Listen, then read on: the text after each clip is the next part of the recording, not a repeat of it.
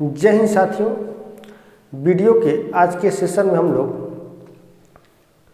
भारत के भूगर्भिक संरचना से संबंधित कुछ महत्वपूर्ण चीज़ों के बारे में पढ़ेंगे जो विभिन्न प्रकार की प्रतियोगी परीक्षाओं की दृष्टि से बहुत ही महत्वपूर्ण है। पिछले क्लास की वीडियो में हम लोग भारत की भूगर्भिक संरचना के बारे में जाना, उससे हम लोग परिचित हुए और भूगर्भिक संरचनाओं के आधार पर भारत को 3 विशिष्ट भौतिक प्रदेशों में वर्गीकृत किया गया, उसके बारे में बताया गया। दक्षिण का प्रायद्वीपीय पठार, उत्तर का पर्वतीय भाग और उत्तर का विशाल मैदान। साथ ही साथ हम लोगों ने ये भी देखा कि भूतात्विक आधारों पर भारत को कुल 8 भागों में वर्गीकृत किया गया, जिनमें आर्कियन, धारवाड़, कुड़प्पा, विंध्यन, गोंडवाना और टर्शियरी क्रम की चट्टानें और चतुर्थक क्रम की चट्टानों के बारे में भी हम लोगों ने जाना। आज इन्हीं के बारे में हम लोग डिटेल से जानेंगे। तो आइए शुरुआत करते हैं। भारत की भूगर्भिक संरचना की जो विभिन्न चट्टानें हैं, तो इनमें सबसे पहले जो नाम आता है ये आता है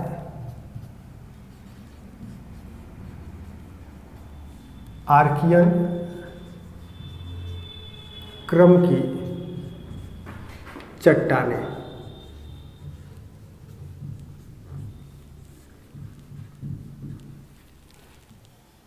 आर्कियन क्रम की चट्टानें, आर्कियन को हिंदी में आद्य भी कहा जाता है। आर्कियन अंग्रेजी शब्द है और आद्य इसका हिंदी शब्द है। तो ये आद्य यानी कि सबसे प्राचीन, बहुत पुरानी है, मानव जीवन के इतिहास से भी पुरानी है। या आप ये कह सकते हैं कि जब पृथ्वी की उत्पत्ति हो रही थी तो उस समय पृथ्वी एक गर्म रूप में, बहुत ही अधिक गर्म थी और तरल अवस्था में थी। फिर उसके बाद धीरे धीरे पृथ्वी ठंडा हुई, ठोस हुई। तो ठंडा होकर के ठोस होने के परिणाम स्वरूप जिन चट्टानों का सर्वप्रथम निर्माण हुआ, उन्हीं चट्टानों को आर्कियन क्रम की चट्टान का नाम दिया गया। तो ये सबसे प्राचीन चट्टानें हैं। चूँकि अब ये पृथ्वी के ठंडा और ठोस होने के परिणाम स्वरूप बनी है, इस कारण से इनमें किसी भी प्रकार का जीवाश्म नहीं पाया जाता है या जीवों का कोई भी अवशेष इसमें नहीं पाया जाता है। तो कह सकते हैं कि ये सबसे प्राचीन चट्टानें हैं। मैं लिख दे रहा हूँ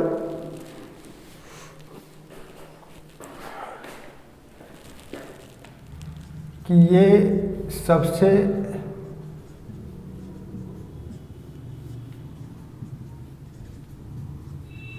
प्राचीन चट्टानें हैं।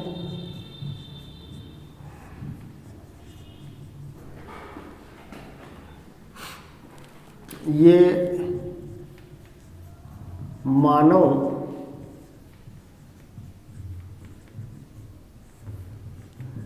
जीवन से भी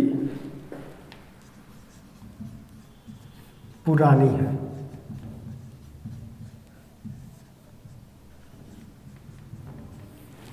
ये सबसे प्राचीन चट्टानें हैं, ये मानव जीवन से भी पुरानी हैं। और इसकी एक विशेषता क्या हो सकती है कि इन चट्टानों में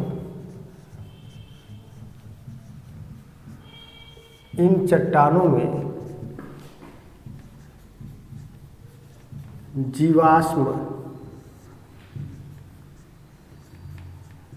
नहीं पाए जाते।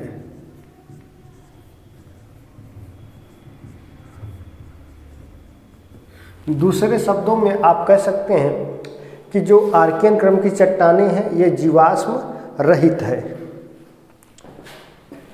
ये ग्रेनाइट,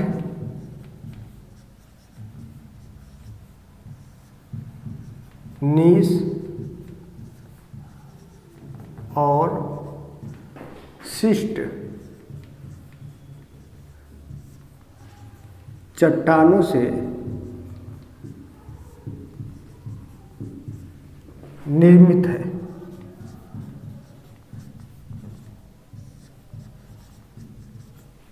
ये ग्रेनाइट, नीस और शिस्ट चट्टानों से निर्मित हैं।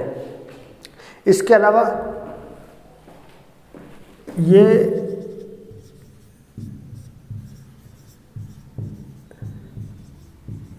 मुख्य हिमालय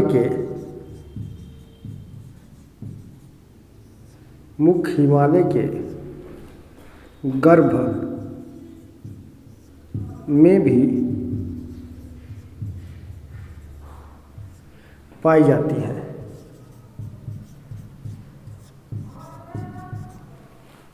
ये मुख्य हिमालय के गर्भ में भी पाई जाती हैं। इसके अलावा ये कर्नाटक, तमिलनाडु,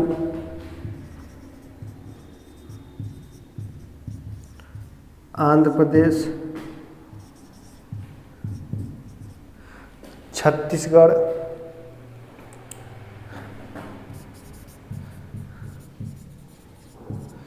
झारखंड, छोटा नागपुर और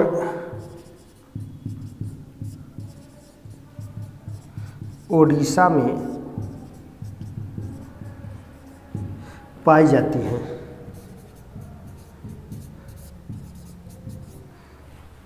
ठीक है, तो आर्कियन क्रम की चट्टानों के बारे में ये कुछ महत्वपूर्ण तथ्य रहे हैं और इन तथ्यों से संबंधित परीक्षाओं में प्रश्न पूछे जाते हैं कि ये किससे निर्मित है। तो ये ग्रेनाइट, नीस और शिस्ट से निर्मित है। साथ ही साथ ये मुख्य हिमालय के गर्भ में पाई जाती हैं।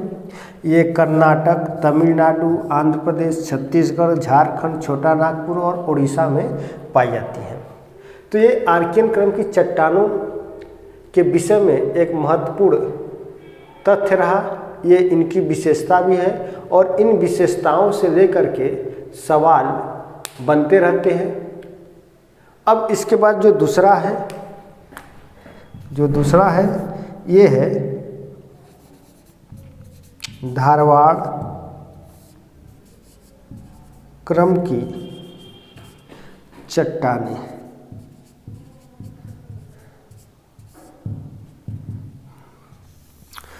जब आर्कियन क्रम की चट्टानों का निर्माण हो गया, अच्छा इसी में एक चीज़ आप और भी नोट कर लेंगे कि अरावली का निर्माण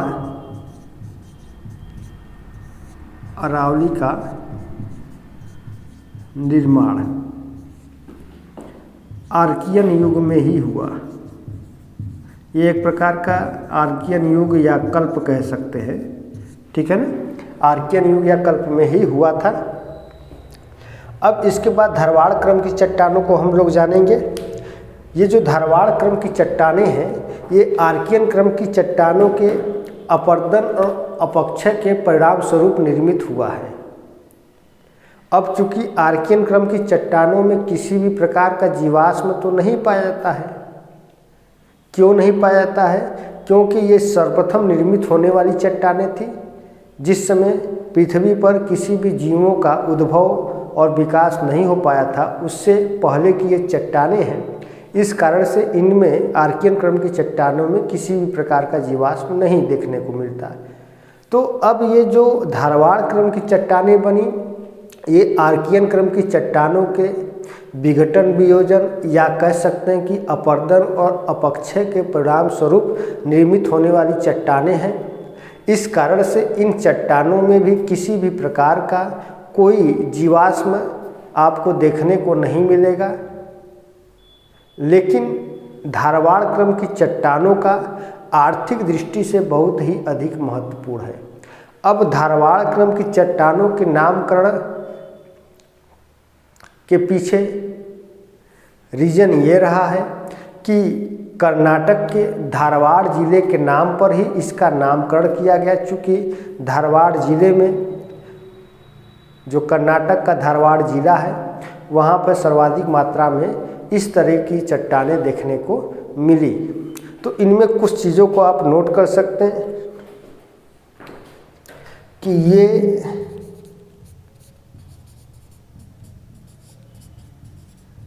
आर्कियन क्रम की चट्टानों के अपरदन और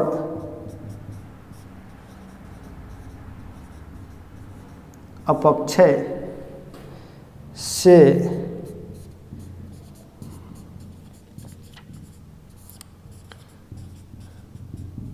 निर्मित चट्टान है। इनमें भी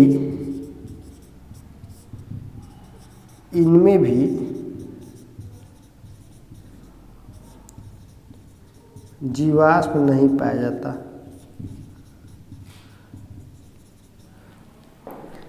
लेकिन भारत में ये आर्थिक दृष्टि से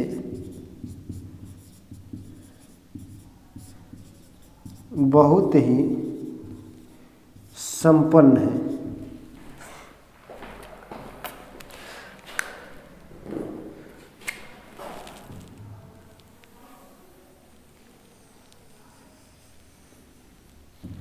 इन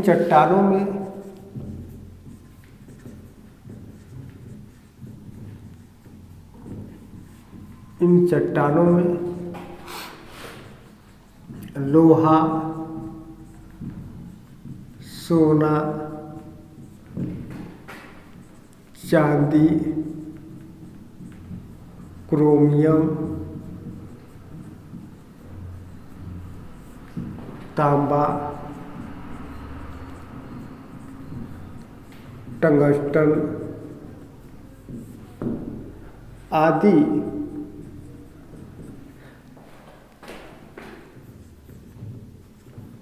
मूल्यवान धातु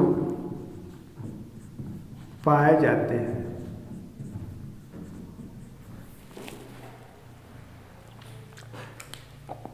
ये जो लाइन है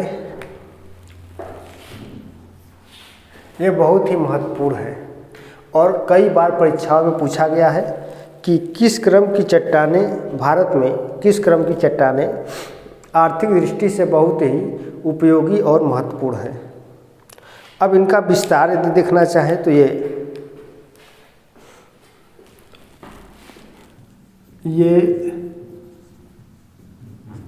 कर्नाटक,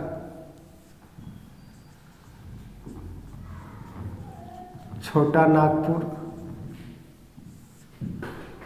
अरावली,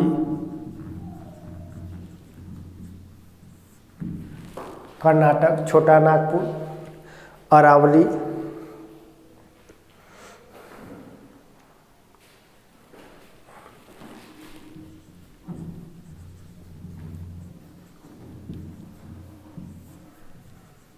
मेघालय का पठार, लद्दाख,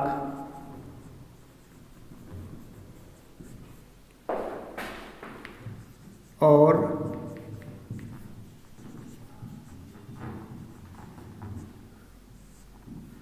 कुमायूं के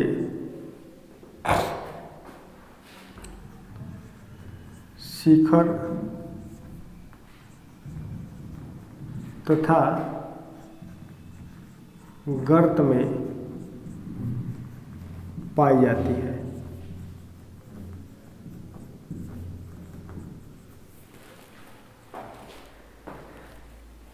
अच्छा, ये सभी चट्टानें कहाँ तक विस्तृत हैं ये बहुत महत्वपूर्ण या उपयोगी नहीं है, लेकिन ये बहुत ही उपयोगी है कि भारत में ये आर्थिक दृष्टि से बहुत ही संपन्न है। ये परीक्षाओं में कई बार प्रश्न बने हुए हैं, इसलिए आप इनको ज़रूर दिमाग में बैठा लीजिए की जो धारवाड़ क्रम की चट्टानें हैं ये आर्थिक दृष्टि से बहुत ही महत्वपूर्ण है। अब इसके बाद तीसरा जो है ये है कुड़प्पा क्रम की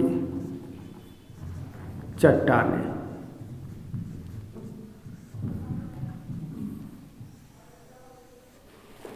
कुड़प्पा क्रम की चट्टानें, इनका भी निर्माण धारवाड़ से हुआ। तो आप इसमें लिख सकते हैं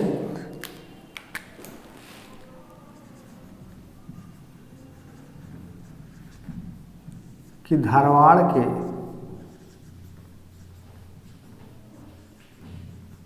अपर्दन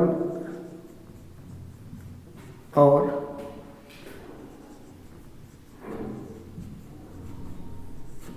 अपक्षय के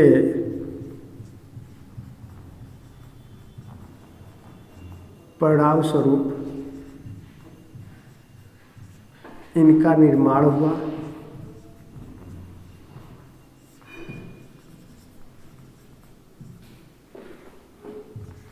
ये जीवाश्म रहित है, जीवाश्म रहित है, मतलब इनमें जीवाश्म नहीं पाया जाता। तो कुड़प्पा क्रम की चट्टानों में भी किसी भी प्रकार का कोई जीवाश्म नहीं पाया जाता है। ये कर्नाटक, आंध्र प्रदेश, छत्तीसगढ़ और राजस्थान में फैले हैं। इनमें भी कुछ धातु पाए जाते हैं। एक बहुत ही महत्वपूर्ण इसमें हो जाएगा कि इन्हीं चट्टानों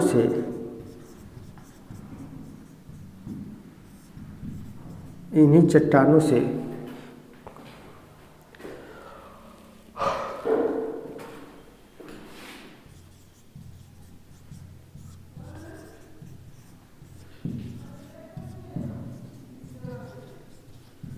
पूर्वी घाट का निर्माण हुआ है। तो इन्हीं चट्टानों से ही पूर्वी घाट का निर्माण हुआ है।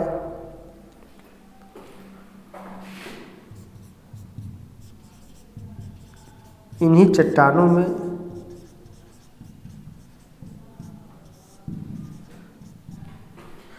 कोबाल्ट,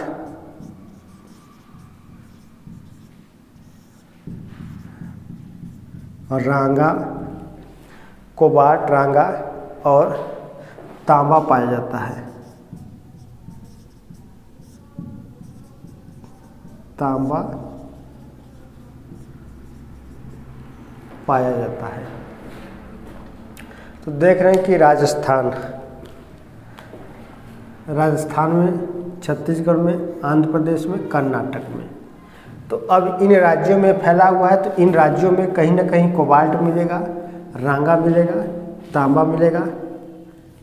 एग्जाम्पल राजस्थान का जो खेतड़ी है, ये तांबा की सुप्रसिद्ध खान है। तांबा की सुप्रसिद्ध खान है राजस्थान में जो खेतड़ी है। ठीक है, तो आप इस तरह से पकड़ सकते हैं कि किन राज्यों में कौन कौन से खनिज पदार्थ मिल सकते हैं। अब विंध्य क्रम की चट्टानें, चौथा है विंध्य क्रम की चट्टानें।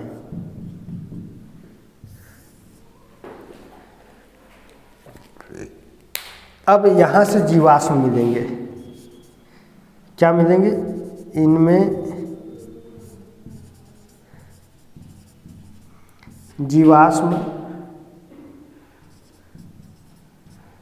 पाए जाते हैं। इनका निर्माण जल निक्षेपों के क्रिया के आधार पर हुआ। इनका निर्माण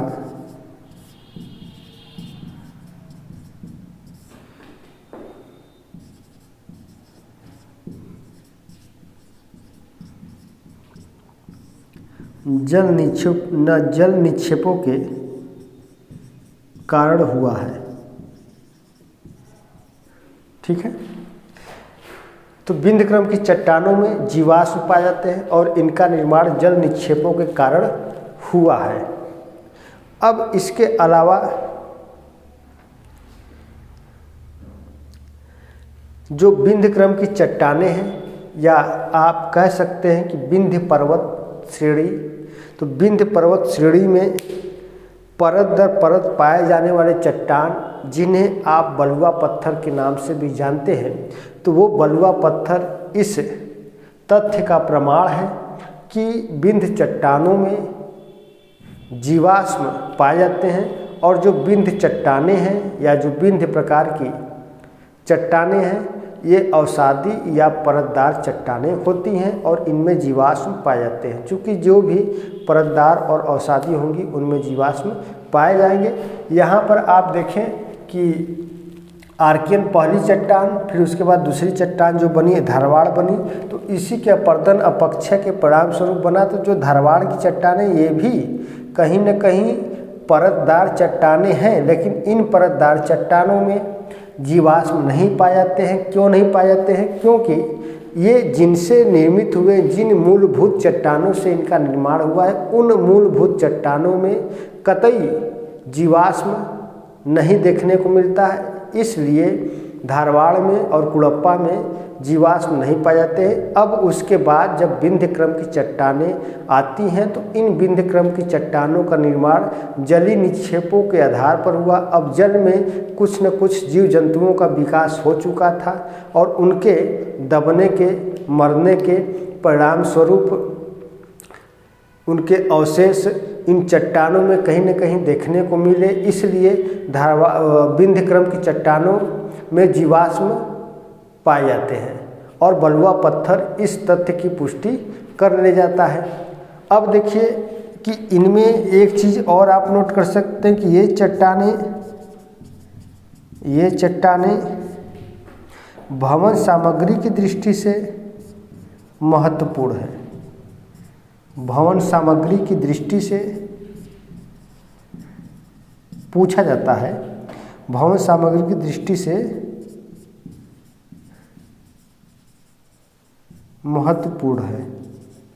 ठीक है, जैसे आप देखें कि इनमें लाल बलुआ पत्थर पाए जाते हैं। इन लाल बलुआ पत्थर से लाल किला बना है। आगरा का किला बना,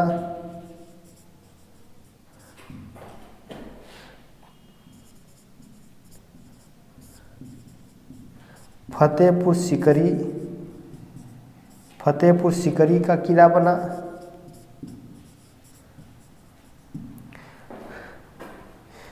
इलाहाबाद में संगम पर जाइए। इस समय आप लोग प्रयागराज जाइए और इस समय प्रयागराज में महाकुंभ मेले का आयोजन किया जा रहा है और ये बहुत ही भव्य आयोजन है। और इस समय पूरे विश्व में सबसे बड़ा सांस्कृतिक केंद्र प्रयागराज में आपको देखने को मिलेगा। तो प्रयागराज में जाएंगे तो वहाँ पर अकबर के द्वारा बनाया गया एक किला है जो लाल बलुआ पत्थर से बना है। तो इलाहाबाद में अकबर का किला ये इन्हीं चट्टानों की सामग्रियों से निर्मित हुए हैं। इसके अलावा भवन सामग्री, चाहे सीमेंट हो चाहे बालू हो, तो उनमें भवन सामग्रियों में प्रयुक्त होने वाले जो पदार्थ प्राप्त किए जाते हैं वे विंध्य क्रम की चट्टानों से ही प्राप्त किए जाते हैं। इसके अलावा जामा मस्जिद और सांची स्तूप भी है। जामा मस्जिद और सांची स्तूप। सांची स्तूप। आज थोड़ी सी राइटिंग बहुत अच्छी नहीं बनेगी, थोड़ा सा मैं जल्दी में लिख रहा हूँ, लेकिन मैं बोल भी रहा हूँ, आप लोग सुन भी सकते हैं और नोट भी कर सकते हैं। तो अब आप एक बार इसका स्क्रीनशॉट ले लीजिए, मैं इसको मिटाऊंगा और मैं बगल में खड़ा हो जा रहा हूँ, ठीक है। तो इन सब चीज़ों का आप स्क्रीनशॉट ले लीजिए और ये बहुत ही महत्वपूर्ण है, ठीक है। अब मैं इसको मिटा रहा हूँ। अब इसके आगे की जो बचे हैं गोंडवाना क्रम की चट्टानें और दक्कन ट्रैप, इनके बारे में मैं बताऊँगा। इसके लिए मैं इसको मिटा रहा हूँ, आप लोग इसका स्क्रीनशॉट लीजिए।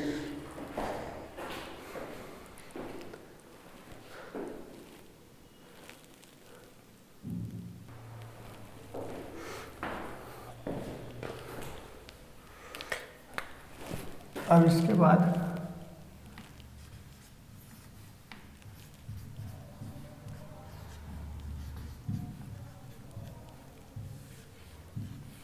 गोंडवाना क्रम की चट्टानें।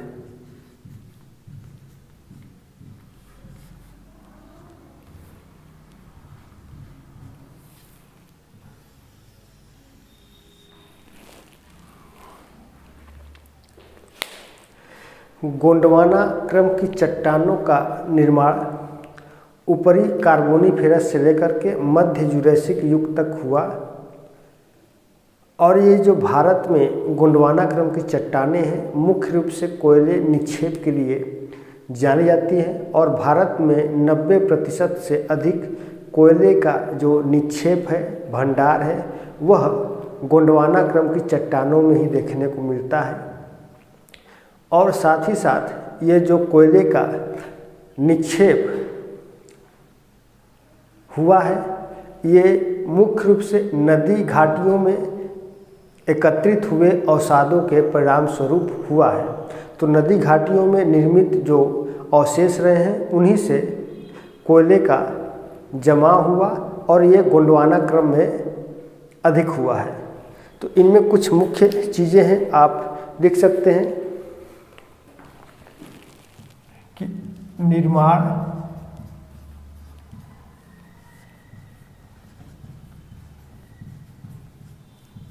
ऊपरी कार्बोनीफेरस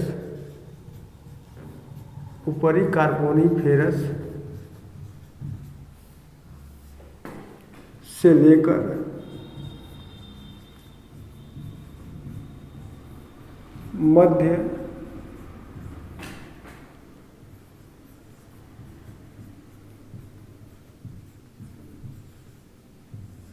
जुरैसिक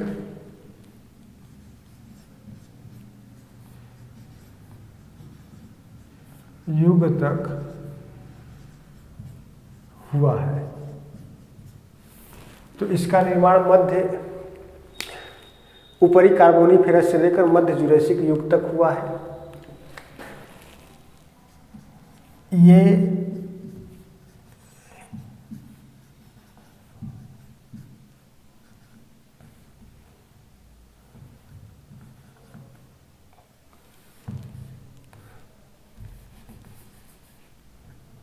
कोयले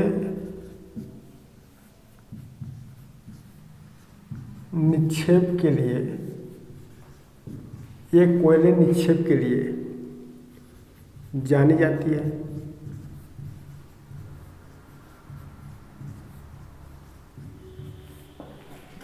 भारत में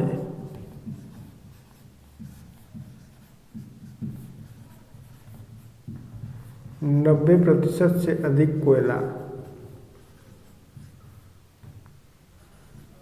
90% से अधिक कोयला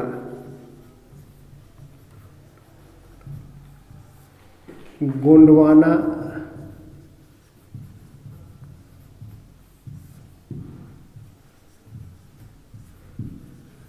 क्रम की चट्टानों में देखने को मिलता है।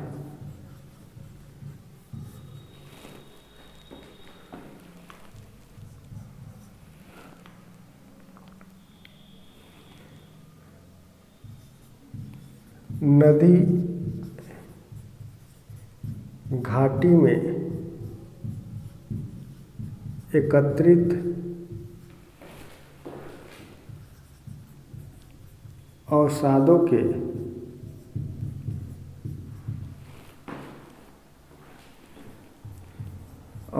के विमोचन से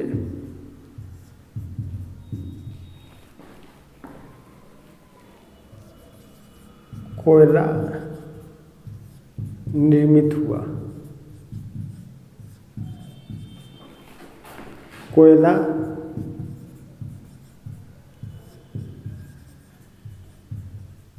अवसादी चट्टान है।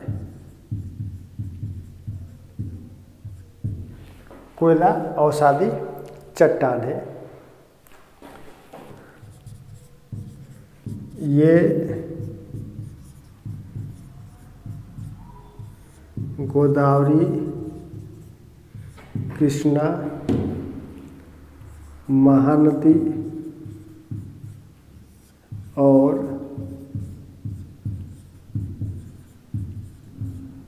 दामोदर, कोष्टक में लिखेंगे सर्वाधिक कोयले का जमाव।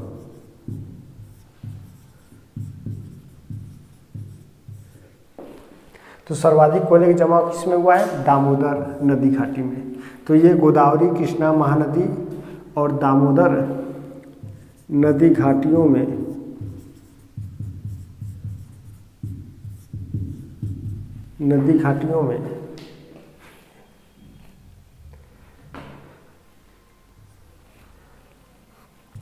कोयले का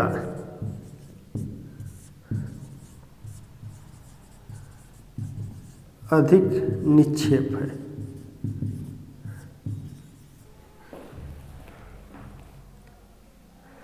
अब यदि कोयला की बात करें तो यहाँ पे पीट कोयला,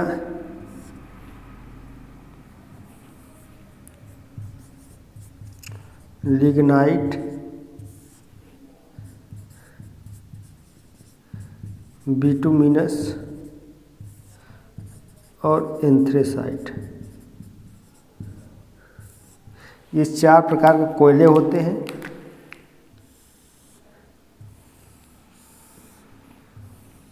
ठीक है, तो पीट 1 नंबर पे, एंथ्रेसाइट 2 नंबर पे, बिटुमिनस 3 नंबर पे, लिग्नाइट और 4 नंबर पे पीट। तो ये 4 प्रकार के कोयले हैं, एंथ्रेसाइट, बिटुमिनस, लिग्नाइट और पीट। तो ये जो एंथ्रेसाइट है ये सबसे उत्तम कोटि का कोयला होता है।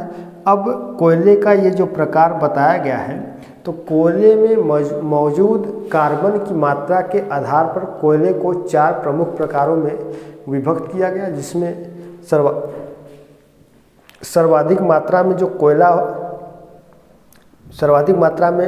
जो कार्बन की मात्रा मिलती है वो एंथ्रेसाइट में मिलती है, उसके बाद बिटुमिनस में मिलता है, फिर लिग्नाइट में मिलता है और फिर उसके बाद पीट में मिलता है। लेकिन जो एंथ्रेसाइट होता है ये कम मात्रा में है और भारत में सर्वाधिक मात्रा में जो कोयला मिलता है वो बिटुमिनस प्रकार का मिलता है। और साथ ही साथ पूरे विश्व में भी सर्वाधिक मात्रा में पाया जाने वाला जो कोयला है वो बिटुमिनस प्रकार का ही है।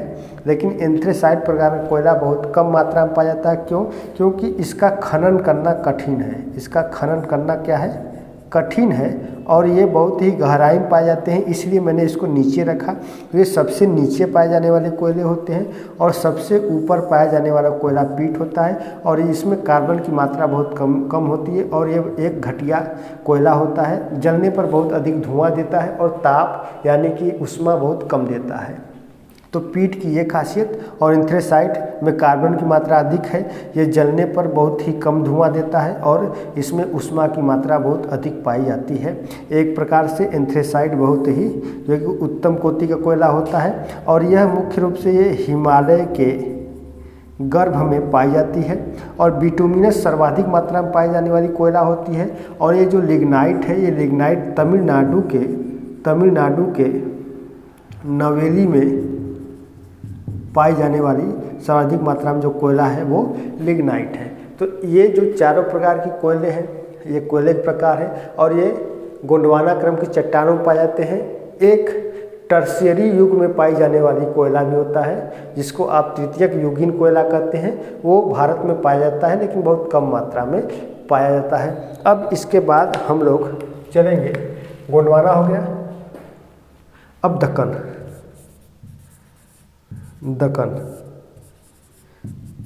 ट्रैप या दक्कन क्रम की चट्टानें भी आप कह सकते हैं।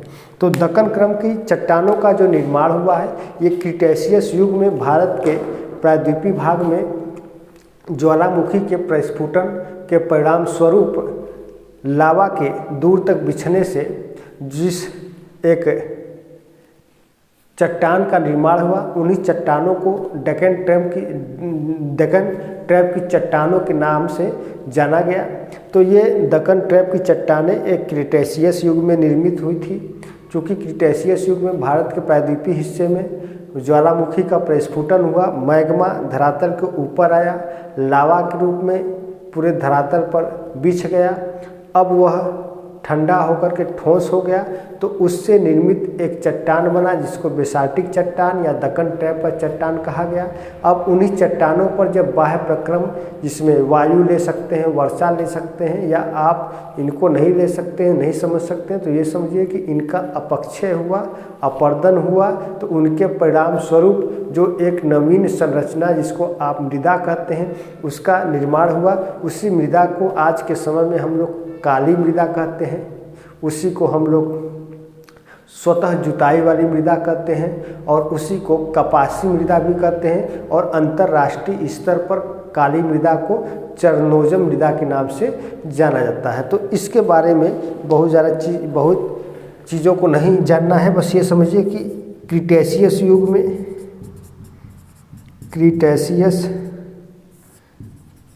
में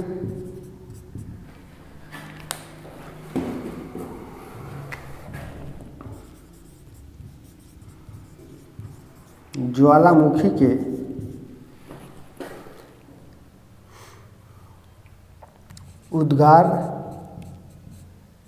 उद्गार से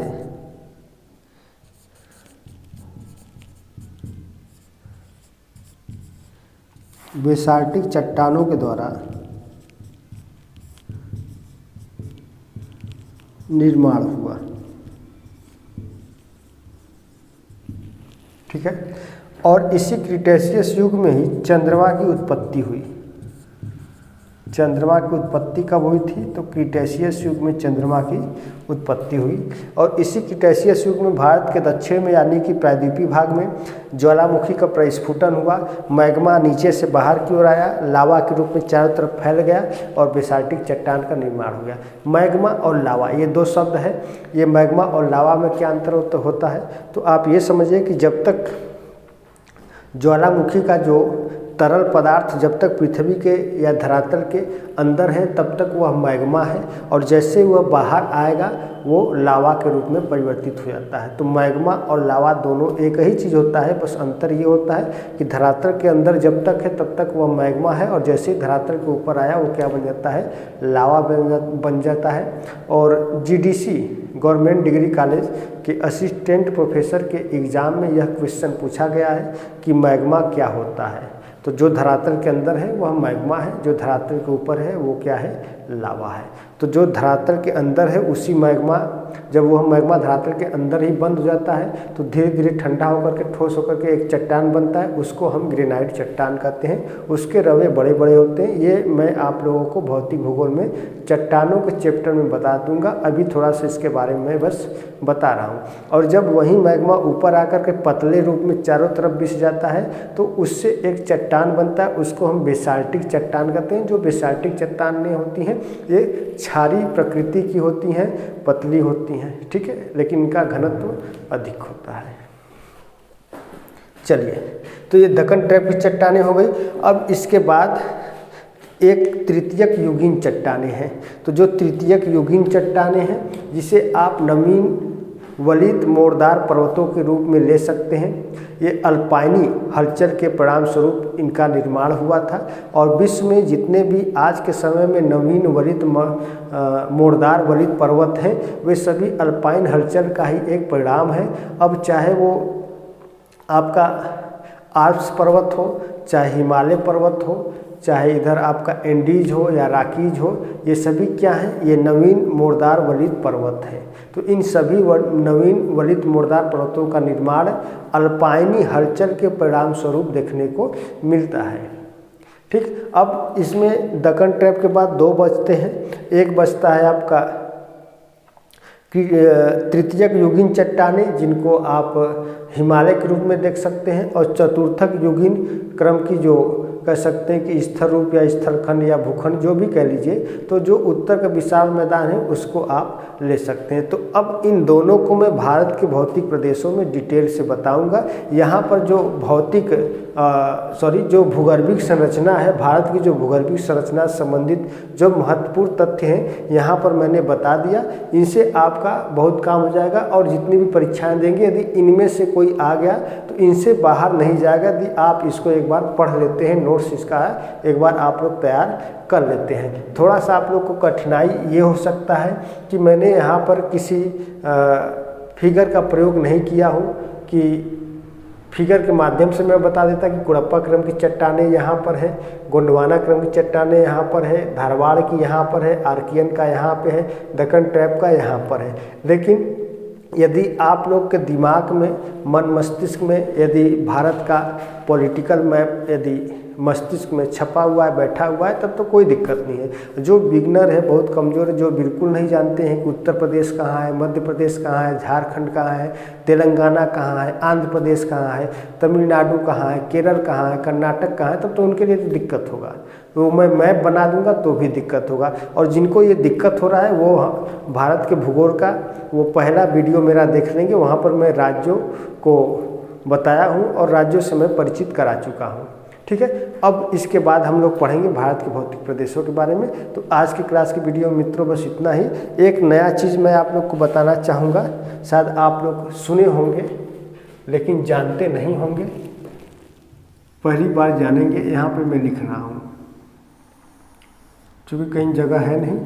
तो यदि आप देखें कि भारत का जो तटीय सीमा है, तटीय सीमा, तो भारत का तटीय सीमा 7516 किलोमीटर। अब ये डाटा पुराना हो गया, नवीनतम डाटा समझिए कि भारत का जो तटीय सीमा है नवीनतम में 11,098 किलोमीटर हो चुका है।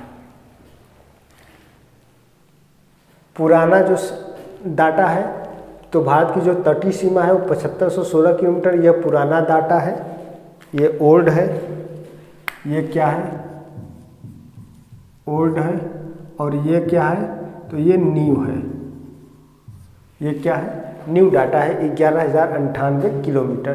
तो अब जो तटीय सीमा है उसकी जो लंबाई हुई है, लंबाई में वृद्धि नहीं हुआ है, लेकिन उस लंबाई के मेजरमेंट की जो विधि है वो बदल चुकी है। तो उस मेजरमेंट की विधि जब बदली तो यहाँ पर तटीय सीमा की लंबाई में भी क्या हुआ, परिवर्तन देखने को मिला। अब मैं इस टॉपिक पर भी एक वीडियो मैं बना दूंगा, 5-10 मिनट का वीडियो होगा, उसको भी मैं अच्छे से समझा दूंगा। लेकिन ये नवीनतम डाटा है, 2025 का डाटा है ये तटीय सीमा। तो यानी कि कह सकते हैं कि इंडियन मेरीन टाइम ने एक नया डाटा लॉन्च किया है कि भारत की जो तटीय सीमा है वो 7516 किलोमीटर न होकर के अब 11,098 किलोमीटर हो चुका है। तो यही एक नई जानकारी थी। अब हम लोग नेक्स्ट क्लास में मिलते हैं, भारत के भौतिक प्रदेश को लेकर के और भौतिक प्रदेशों के बारे में बताएंगे। और वहीं पर मैं आपको तृतीयक युगीन चट्टानें जो हिमालय है, तो हिमालय में 3 प्रकार की श्रेणियाँ, महान हिमालय, मध्य हिमालय और शिवालिक। तो महान हिमालय का निर्माण इयोसीन ओलिगोसीन में हुआ, मायोसीन का निर्माण मध्य हिमालय का निर्माण मायोसीन में हुआ और शिवालिक का निर्माण प्लायोसीन में हुआ है। ठीक है। तो इसके बारे में भी मैं आप लोग को डिटेल से बताऊंगा, भौतिक प्रदेश के बारे में। तो आज की क्लास में मित्रों बस इतना ही। वीडियो आपको अच्छी लगी हो तो कमेंट करिएगा और लाइक करिए, शेयर करिए। चैनल पर पहली बार आए हैं तो चैनल को जरूर सब्सक्राइब कर लें। धन्यवाद।